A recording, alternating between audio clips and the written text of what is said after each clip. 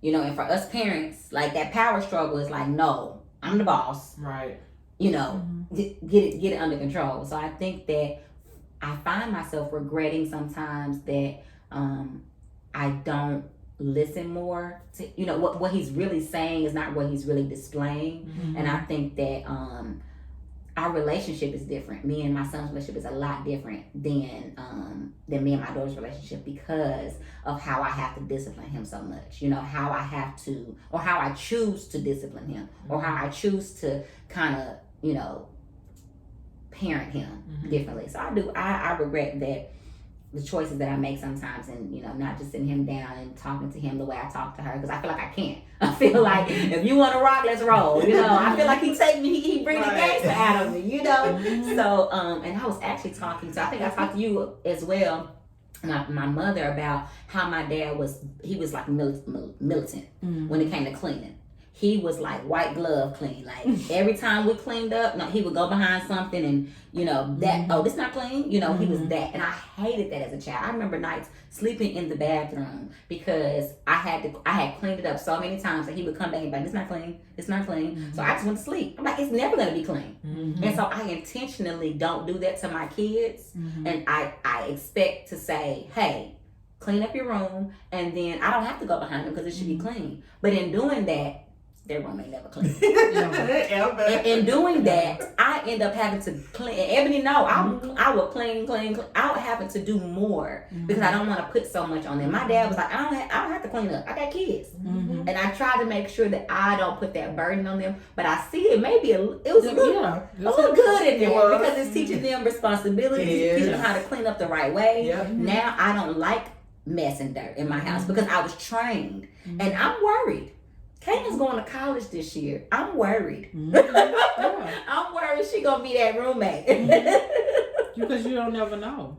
I never know. And I hope that it clicks for her when she gets out on her own. And it might hey, click when somebody else has to. And that's what I said. True. I said it may click when her roommate's like, you dirty. You need to clean up. Yeah. Because for me it don't work. Like, Kaylin, does my room look like this? Does my space look like this? Right. It doesn't. And I try to lead by example, but it's not. So those are things that I regret. I regret kind of, you know, some of the choices that I choose to make when it comes to that. Because I think like, I don't want to do this because it affected me like this. But then I have to think that it would affect me as a child, in a child mind. And my parents knew, even though they may have went about it in a, you know, a way that, but they knew what they were doing. Yeah. You know, they knew what type of characteristics and principles and stuff that they were initially putting in me, even though if I didn't like the approach of how they were doing it.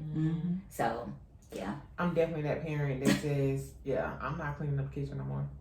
Yeah. Now I will say though, I was spoiled rotten, so I really didn't have to clean up until maybe it was like 15, 16. When my grandmother got too old to clean up my bedroom for me, and you know, she always though washed dishes, cleaned up, you know, cleaned up the house, did the clothes. When we first moved out on our own, I think I was about 15. And my mom was like, yeah, I'm not doing it.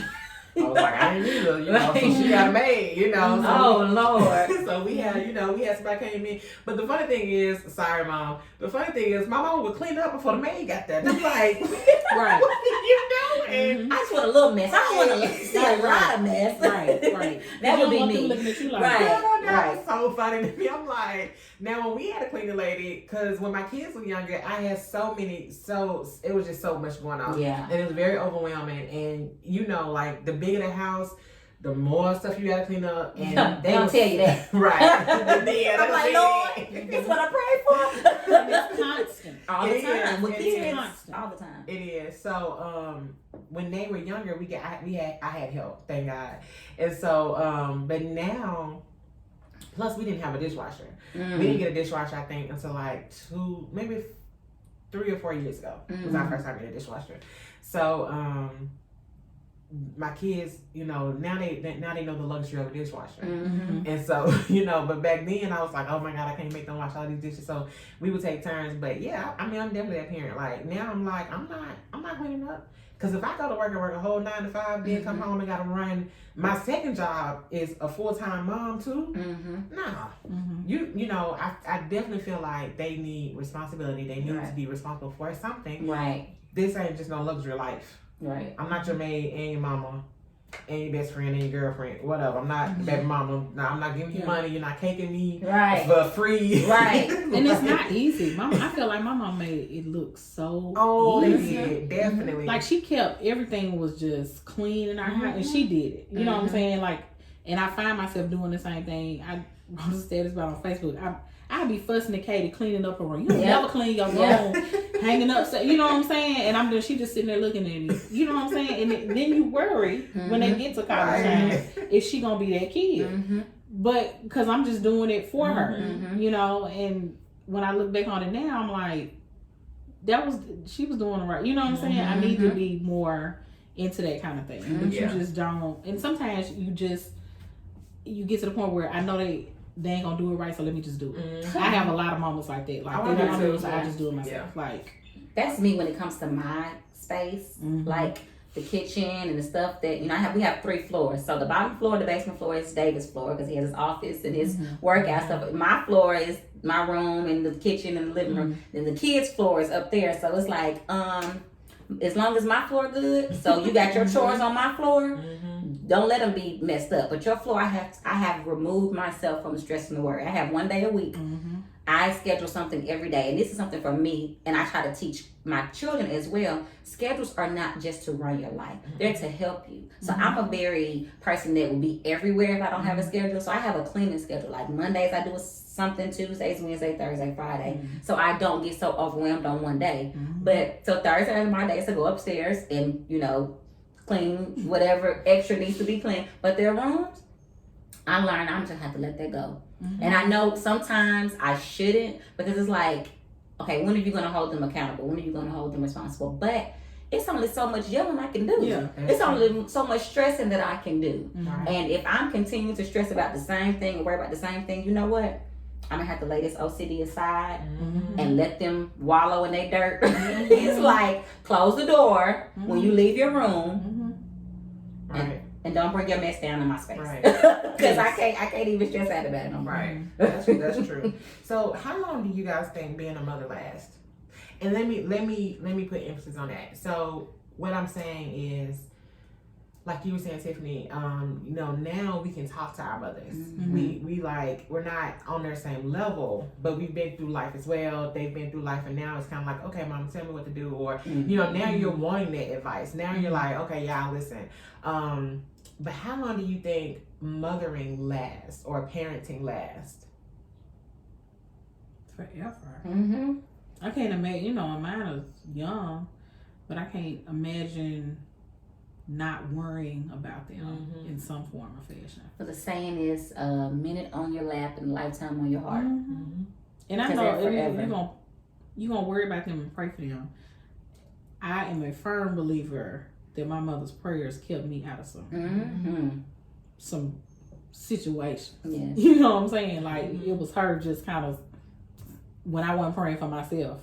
Because I was too dumb, you know what I'm saying? Like, so I remember she telling me, when you went to college and was out of the house, she said, I prayed on the weekends. I know you'd be going to parties and stuff. You know what I'm saying? Like, that kind of stuff. I would worry if, when I moved back home after college, like if I didn't come in, and I wasn't one of them to come in late because I was still like, this our house, but even if it was like 11 or 12, she wasn't asleep. She might have been in a bed, but she wasn't asleep. I know she wasn't. I couldn't imagine. I don't sleep. Katie went to a Girl Scout sleepover thing, and I still was like, I couldn't sleep. You know what I'm saying? I knew she was with people that I trusted. She was fine, but just not, them knowing that they're there and you're not with them. So I don't think that ever goes away. It might even get worse as you go get older. Especially because you got one going to college. I mean, that's gonna be your first one transition. Y'all listen. Yeah, like I can't imagine. Please, thank you. No, yeah, I mean I can't imagine. That's gonna be a big adjustment. It is because she gonna be there. Yeah, and you ain't gonna be able to just touch her. You know what I'm saying? So I'm gonna pray for you. Thank you. For Thank real. you. I need it. I can imagine. Yeah. We need it. But I think that parenting changes throughout the years. Someone once told me that from 0 to 11, you parent with like a fear kind of, you know what I'm saying? Like a healthy amount of fear, just like we're supposed to fear God to be obedient and reverence Him. Right. A healthy amount of fear from 0 to 11, your child, you parent them more in way as in do this or this may happen, or you know you're training them, you're raising them.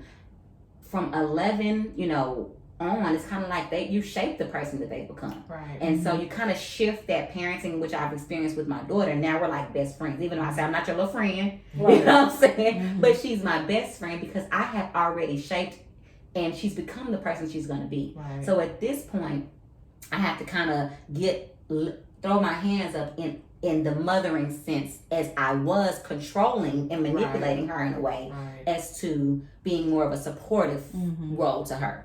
You know what I'm saying? Like, hey, this is life. You're gonna make mistakes, and come to me. We can talk about it. We can work it out. But it's the relationship changes. You know, just like my son is 13, and now we're making that shift to like, I need to do the right thing because it's the right thing to do, not because Mama told you to do it, not because I'm staying on your back or because I'm barking. You know what I'm saying? Like, that relationship changes. So that mothering, what it looks like, changes. Like we're becoming more of we consult each other. You know what I'm saying? Like she consults me. Like when she says, you know, she talk. Caitlin, did you ask me to go? You know, some A, B, and C. Well, I talked to you about it. You talked to me about it. Right. But that's asking. So I have to kind of. She's going to be in college in a couple months. Right. So I have to understand. Right. But I want her to let me know, and that's why I have to let her know. Like, Caitlin, you don't have to ask me. You're not asking my permission, but please just let me know what's going on so I know what to expect. Because of course, as mothers, the first thing to think about is what if something happened? Right. They call me and be like, well, who was the last person she was with? I don't know. I don't want to be the one to say I don't know. Right. And I find myself being in comparison to my mom. Because like I said, she made it look so easy, and she was she is such a good mom that I often wonder, like, when Katie gets older, what will she say about me? Like, I have a fear of that. Like, if she gonna be like, my mom should have did this, or she shouldn't have done that. You know, I'm constantly like, and I think that's why I overcompensate with a lot of things. I give her so much. It's because my mama did such a good job. You know what I mean? I had my moments. Right. But geez, you know what I'm saying? I be like, golly, my mom was a great mom. Yeah. And I'm like, I mean, the fact that I don't cook every day bothers me because my mama cooked for us every day. And I be like, and I feel like I'll never measure up. You know what I'm saying? But we're different. Yeah. So we have different strengths. So my mama cooked every day and had this kind of cookie cutter, Betty Crocker type motherhood to me. I'm more of the, you know, you can come talk to me, which I didn't feel like that as a child. Like I could talk to mama. Not that I didn't think, like, I just felt like she was going to be disappointed if I told her something. And I don't think Katie will feel that way. Now, she might not have a home cooked meal every day. But she know if something happened bad, emotional support Katie will come to you. Yes. You see what I'm saying? So I think you got to have a balance of, like, you got to know what you're good at and your strengths. You know what I'm saying? And not feel guilty about what you're not good at. What you're not good at. Not good at. That was one of my biggest things. I was definitely that parent that worried about, oh my God, they didn't have a vegetable today. Yeah. They're going to hate me. Yeah, that's I felt guilty making spaghetti, y'all. I used to really feel guilty because I felt like spaghetti was like one of them meals you just, throw together. I was like, I can't make spaghetti. I gotta make spaghetti and chicken and corn and green beans and a roll on the side. Right. That is a meal. Yeah. Definitely. Because we grew up when they cook. Yes. They cook, you know? Yeah, so I definitely do have that trait though. I try to make sure they get at least about 4 home cooked meals. And Lord. I'm gonna live with y'all. A week, yeah. But it's easier also because it's when you have big families, eating out is you have so much space. Yes. But now eating out is the same thing as me going buying all the ingredients for a whole meal. But you talk about how y'all cook together. We do. We cook together. And I thought that was That's cool. awesome. Mm-hmm. Yeah, I think that's cool. Everybody's in the kitchen cooking. Yeah, I love Or that. they're See, my like, kids Mama, don't what know. can I do? What can I do? You know, so I'm Wow, like, well, you yeah. can season the meat. Wow, this one washes the meat off. Or, Yeah. you know, you can get the pot out and start opening up the can. Or, we That's do. enjoyable. That's Yeah. enjoyable experience. It is. Yeah. And my And they'll grandmother remember did that that. for me. Yeah. Yeah. They'll And I- carry it with them. Yep, Mhm. and that's what I want them to do. My mom, Mhm. I had 2 great mothers. I said that earlier in my podcast, and everybody's homes look totally different. Mm-hmm. And for me, I had 2 parents, but it was a grandmother and a mother. Mm-hmm. And my grandmother was the one who made everything look easy. Mm-hmm. I mean, she, like I said, she kept the house clean. I never saw, even my mama, and I'm sure she did, because I hear stories about my auntie getting on my mom about cleaning up. Mm-hmm. But even when we were living with my grandmother, I ain't seen my mom clean up nothing. Yeah. Like, you know, if she was fully grown. Mm-hmm. You know, my grandma, it was just, she was like, no, I got it. You know, y'all gonna do what you gonna do. We never had dirty clothes. Mm-hmm. The floors were never swept. Were always swept. You know, they were, like, nothing was ever out of place. Mm-hmm. And we had 3 cooked meals. And my grandmother would get upset if my mama took me to eat out. You know, and it was like a chip and a drink. That was a big pleasure if you got that. You know, when I was growing up. Mm-hmm. Now I hate that I buy my kids snacks, but it's like, what mom doesn't buy the kids snacks? You know, it's like Mine Let them live a little. Right. Hey, to eat snacks Right. for the 3 meals. Oh no. See, that's Kayla So, now. I don't know where she gets that from, because I was just not Hot chips. not that parent. And now to see how she really likes to eat, because she makes her own choices. It's like, where this come from? Right. We didn't I eat think it's the McDonald's. internet and the quickness. Everything is quick, you know. It is, definitely. But yeah, I was definitely that parent that was like, no, I gotta make sure they get a vegetable, a dairy, a meat. Like, it has to be balanced. And I was so hard on myself for not doing that for them. I had a question that I had a whole meaning for saying that. But anyway, so as we're guiding our kids and getting them prepared for the next level in their life, the next course in their life, what do you think is definitely going to be the letting go period for as a mother? You got to speak to that. What do you mean? A time frame or Yes. a scenario? The time that or... you say, okay, I'm just gonna have to say, you know, this is it. You gotta fly. Call me if you need me. But we do that every day. I'm currently doing that, trying to do that, because I think it's more or less for me, because I see the relationship that me and my mom had. Me and my mom have always been best friends. We've always been really close. And I think that because me and my siblings were my mother's whole world, it's so hard to kind of let us go. You know what I'm saying? Like, now we're 40, we're in our 40s and 30s, and it's still very much, you know, I want to be involved in your everyday life and call me every day. And of course, I want that too, because my mom is my best friend.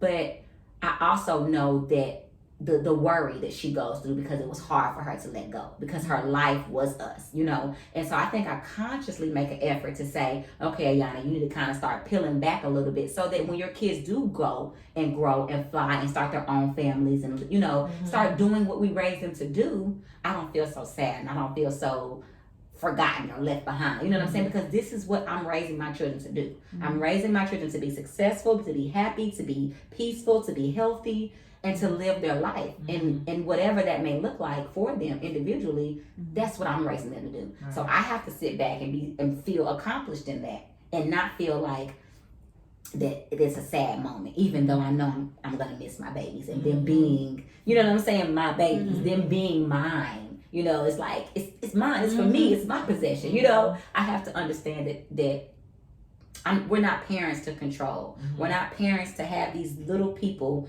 that grow up that are little us. You know what I'm saying? Little versions of us. We're really being parents to train children or little people through a part of life, and then letting them go. But it's very small compared to their real life. They're gonna be adults longer than they were children. Right. So I have to prepare myself. I'm preparing myself now.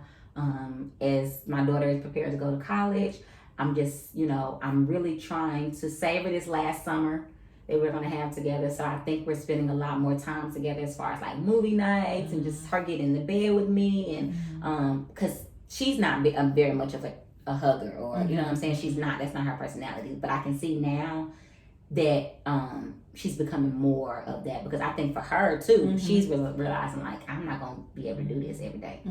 And while I used to stay in my room and do my own thing, it's gonna be different when my room is 200 miles away and I can't just go downstairs. Right. You know, so. But we let them go every day Let for them go. something. You know, Katie, when she went to kindergarten, I mean, I cried all the way to school. Yes. And she was like, I mean, she literally pushed her hand out like, I'm good. You know what I'm saying? Yeah. And I was like, going to Tyner just a mess. And my student was like, what's wrong? You know, I'm having to let her go to middle school. Not even middle school in the sense of going to a physical school, but she's about to transition to a totally different person. And I'm getting my mind prepared for that. With Silas, this is last year in high school.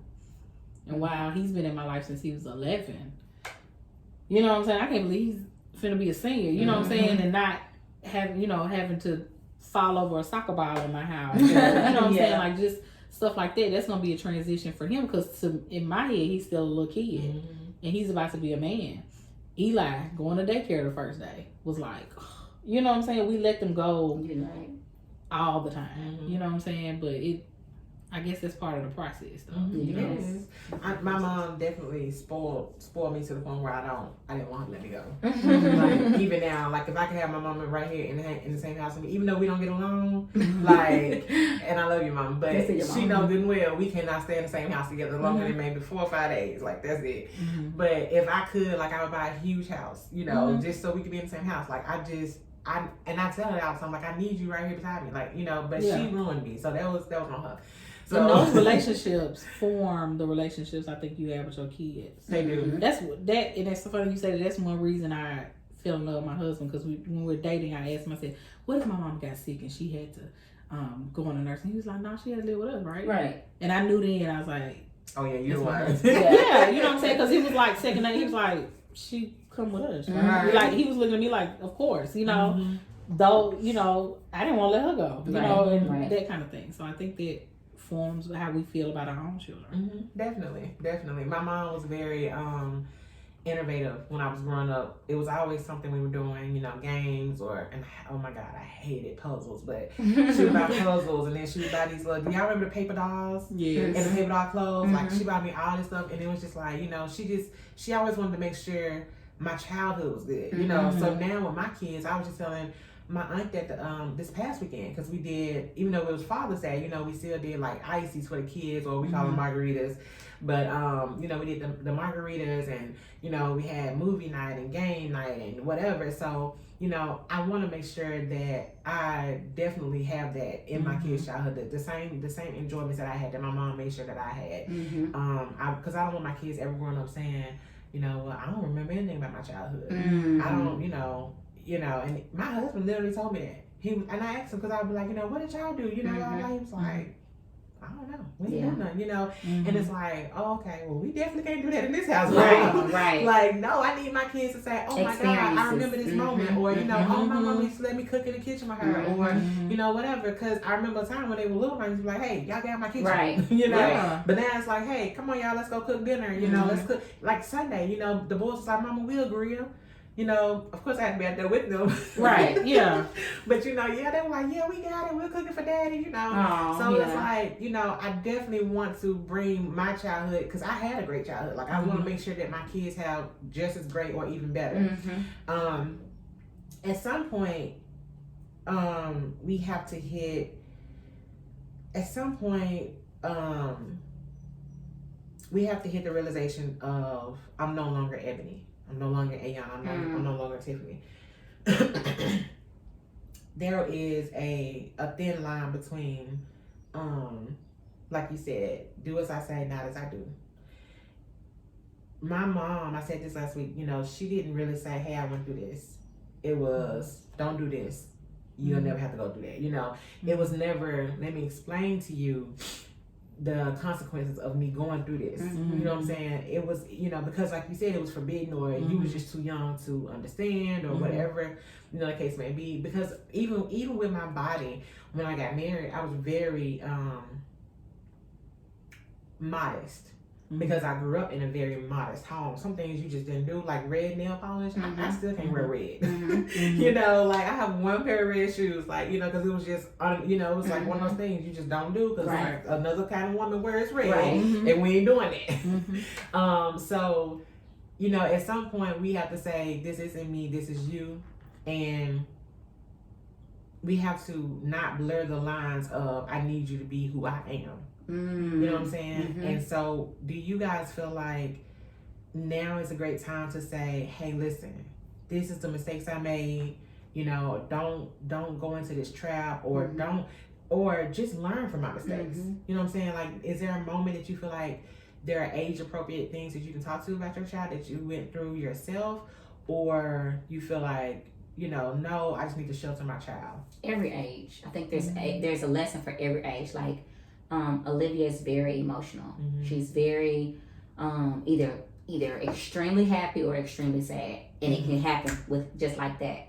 So a lesson that I know, it took me to I was never emotional to the point where I was like I cried fast or anything like that, but whatever emotion I do experience, I experience it extremely. So there's no gray area. I'm extremely everything that I am, and I see that in her. So even at the age of 6, 7, and 8, I try to give her ways to meditate and calm down and think about things like, Olivia, you know, I can say, because I knew it took me to go to anger management when I was 17 to say, Ayana, you can't see red. You know what I'm saying? You can't get to this point, because then you return to this person and you look back and you're like, I did all that? I said that? So at 7, now I'm trying to notice that these are things that happen when I went from 0 to 10, even at the age of 6 and 7, that can turn into me being aggressive, me being angry to the point where I want to punch. You know what I'm saying? And so those are lessons that I'm teaching her, you know, but at every age, I think that you can see something in all of your children, even if they're totally opposite from you. You know, genetics is a big thing. And I tell my kids all the time, it's better to get a taught lesson than a bought lesson. That's true. And I tell them that, I said, because them lessons you got to buy are expensive. There is no way that anything that I'm telling you is going to hurt you. It's no way that any instructions that I'm giving you is to keep you from living a good life.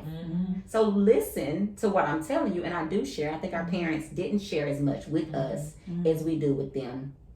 Even my experience of how my first daughter got here. You know, we weren't married. We were freshmen in college. And I think that when she would hear me tell that story all the time, I mean, I was at the clinic ready to have an abortion with her. And God spoke to me, and I called my pastor, and he was like, well, what if Martin Luther King's mother would have had an abortion? And she hears at 17, and at that point I was like, I can't do it. I don't know who God is creating inside of me and what she will become. And I think that I would tell that story sometimes, and she always internalized it as she was a mistake. I didn't want her, you know, and I never realized till she got older that's how she looked at it, you know. And then I had to sit her down and talk to her, and it was like, no, I'm sharing this so that I can, number one, keep you from putting yourself in a situation that's going to make it a lot harder than it has to be. It's not that you were a mistake, because you were a blessing. You changed my life. You know, you made me a better person, and because I was living for you. But I don't want you to have to go through this to make yourself a better person. I don't want you to have to make your life harder before you know what I'm saying, before you can receive those blessings. So just sitting down and sharing your story in a way they can understand. But she couldn't understand the story that I was trying to tell at 6 and 7. All she heard was, oh, mama got pregnant, she didn't want to be pregnant. That means she didn't want me. But when she got older, I can sit her down and say, no, this is the story behind that. Now that you can understand what I was really trying to say, it was not, you were not the mistake. It was what I was doing. That was the mistake. Right. And how I was doing it. Right. And I wasn't prepared mentally, physically, emotionally, financially. That's right. Okay. For the consequences. So. And I think it, you know, my issue is trying to figure out, as a teacher, you think you know how, you know, at this age, kids development, you know what I'm saying? Yes. And I think that this generation of kids knows more than what we knew. Definitely.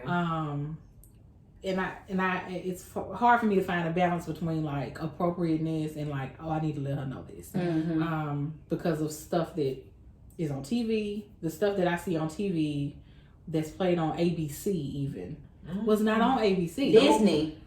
The words that they use is not, and I'm very much anti-censorship. I feel like I need you to see this so we can dialogue about it.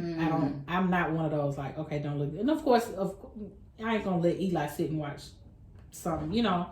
But like, she gonna see this. Somebody gonna show her at school on their phone. I had to get to that point. Yeah, I wasn't like that. But see, I'm at that point. I was like, they kissing. I'm not watching this. Right, that's what I'm saying. But see, I've been the total opposite because I teach high school.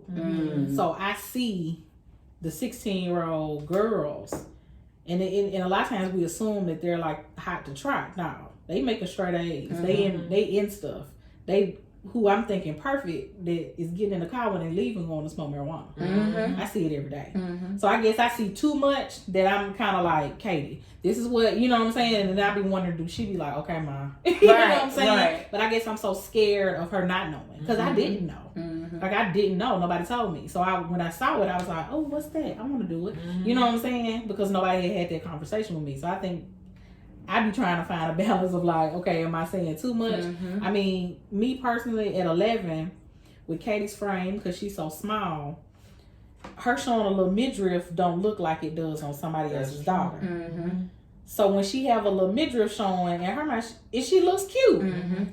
But in my head, oh my God, is that, I don't want nobody to think. Sexualize her. Yeah, you see what I'm saying? I was the same way. So I be trying to figure like I don't want her to feel like uncomfortable about her body because you are beautiful. Because then if I say don't wear it, then she be like, well, I know I'm too skinny. She'll say something like that. And I be like, no, you know what I'm saying? Because girls are built different. So then I have to be careful about how I feel about you know what I'm saying? And I didn't realize like, how can you be too skinny? Because I've always been overweight, so I don't understand that concept. I'm like, people would kill. And it's an issue. It's an issue to her. Yes, it's an issue to skinny people. And it's right. And I didn't realize that. You know, and I had to step back and be like, you know, and people would say like my family members are like, she just so tall and skinny, and I didn't realize it was hurting her feelings. Because in my mind, who doesn't want to be tall and skinny? Right. You know what I'm saying? Yeah. But in this generation, they want this, they want all the hips, and so she don't have all that. Right. So she like looking from a different perspective, and I'm thinking,